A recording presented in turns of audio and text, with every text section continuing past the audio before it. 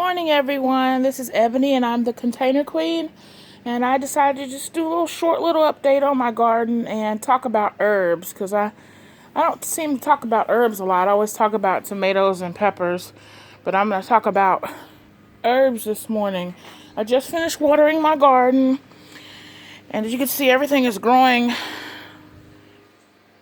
pretty quickly because last week it rained for like 5 days straight off and on, so my plants got a chance to get a lot of rain. So these ones in the grow boxes, I mean, they've really grown, and I've actually saw some tomatoes. These are yellow pear, the little pear-shaped yellow grape tomatoes, and they're really good. We like to eat them in salads, or I just like to eat them. Here's some. You can see them right there.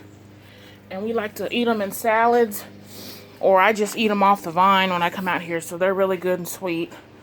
And those in the other grow box are Cherokee purple, so those are good too. But let's talk about the herbs. This year I'm growing Thai basil, and this is my first time growing it. And when my brothers and I go get pho, which is a Vietnamese noodle soup, they always serve you herbs and peppers and lime to put in your soup. And one of the main herbs that they give you is Thai basil. It's very sweet. It has like a slight black licorice taste to it, which I don't like black jelly beans, but this black licorice flavor, to me, licorice leaf flavor, it's a little bit different. It's really good. So in these two pots, I have the Thai basil, and it seems to be doing really well, so I'm happy with its progress. Let me go over there because I didn't know how it was gonna do. I've never grown this before, but it seems to be doing pretty well, and I've been nibbling off of it, and it tastes pretty good, so I'm excited to use it in dishes and dry it and enjoy it. Of course, I've got my sweet basil growing. I always grow a lot of that because I like to use it in a variety of different things. So I've got 4 pots of the sweet basil growing. And all I do for the basil is I just throw the seeds on the top of the soil and walk away. I don't even cover them up. And they always pop up for me like that. So, I mean, if you want some hits on growing basil, that's all I do. In my area, the basil likes a lot of water, so I just try to keep it well watered. But that's pretty much what I do, and it seems to always do well. I've got 1 pot of Italian flat leaf parsley, and I just use that mainly for sauces, so I don't grow a lot of it, because I mean it'll last till frost, which for us would be like the end of November, the beginning of December, sometimes January the following year. It just depends on how mild our winter will be. So I normally only need 1 pot for that because I just clip off of it and it keeps coming back. So that's some Italian flat leaf parsley, and then over here I have some rosemary, and this rosemary is 6 years old. My neighbor at our old house gave me a sprig of it, and I rooted it in a cup, and I mean it's just going, it's going bigger and growing bigger and bigger. So if anybody needs, you know me, you live in my area, you need rosemary, please come over and get it, because every time I clip it, it just gets bigger and bigger. Same thing with oregano. If you need oregano, come over and get some, because I've got plenty. This oregano plant is old too. In our area, since the winters are so mild, I mean, these things, they come back every spring. You see how big it is. And oh, it smells so good. Over here, I can just brush up these plants and it smells like a pot of spaghetti sauce. So if you know me and you need some rosemary or oregano, come over here and get some. I have a bay leaf tree growing that I brought last year, and it's doing pretty well. As you can see how tall it's gotten, and it has really come back this year, and they are delicious. The leaves, I throw them in pots of soups and stews, and I'm gonna dry some more leaves. The older leaves, they say pick the older leaves first. So the ones that are a little bit darker, I'm gonna pick those probably today, and I just wash them and lay them out on my kitchen table and let them air dry and store them up. Bay leaves are expensive, and I use them a lot. So I said I'm not gonna keep spending $4 or $5 for a small jar of bay leaves.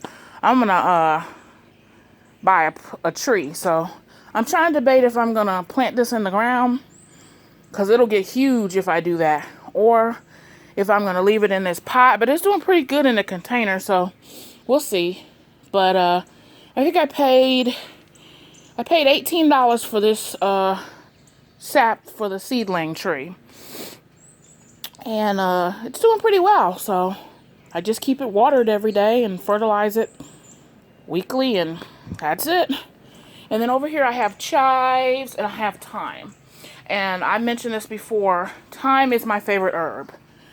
To me, thyme has a mixture of basil, oregano, and I guess a little bit of rosemary. It's a mixture of the three to me. That's probably why I love it so much. And I use it a lot. So I planted 2 pots this year. But that's my herbs. I try to grow a lot of herbs because we're trying to cut back on our salt intake. So if you use a lot of herbs in your cooking, that adds good flavor without adding too much sodium. So, excuse me. So that's why I plant a lot of herbs. And herbs are expensive. So if you use a lot of herbs and you're trying to cut back on your grocery bill, I recommend growing them in containers. They're so easy to do. And most of these herbs you can just throw on the top of the soil and they will pop up.